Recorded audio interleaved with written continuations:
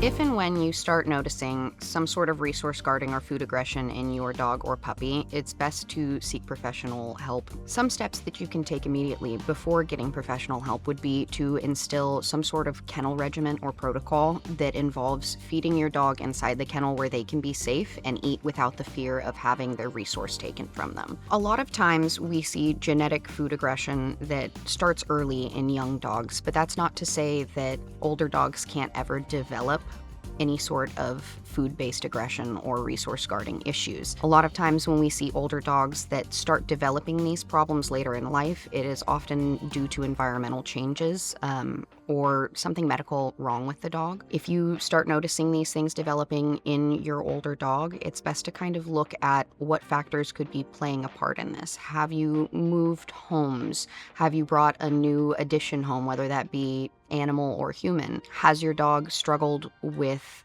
pain or any sort of medical ailment recently? Those are symptoms that would lead me to believe that it is more environmental than it is genetic, which in turn is easier to deal with. So proper desensitization is not typically what most people would think of when they first think of resource guarding or food aggression. I think most people's perception would be that we reach our hands in the dog's food bowl while they're eating, while they're young, to just get them used to, I'm here and I can touch your food and it's not a big deal. For a dog that struggles with genetic resource guarding or genetic food aggression, this can actually exacerbate the problem and make it worse. When we're talking about proper desensitization, what we like to recommend is hand feeding your young dog or puppy.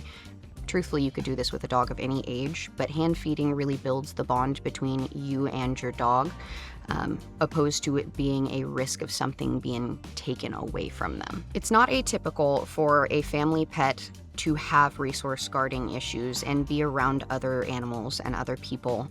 I think it's important to really make sure that we are setting both the people and the dogs in the household up for success.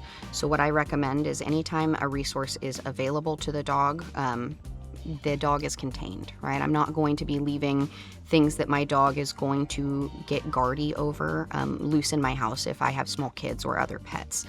That's not to say that my dog can't still have the things that they enjoy and enjoy those things safely. I just need to be a little bit more conscientious as a dog owner that has a dog that resource guards a little bit. So what this can kind of look like is if there is a meal that needs to be given to the dog, we are putting it in the kennel so the dog can safely eat their meal and letting the dog out once they're finished. Same goes for bones and consumables that the dog may be a little bit more protective over, a little bit more guarding over. I would always give them in the kennel where the dog can safely fully consume them and then let the dog out once they have finished it. Dealing with resource guarding with your own dog can be a little bit of a daunting thing. If you start noticing signs of resource guarding or food aggression in your young or older dog, please contact us today. We'd love to help you.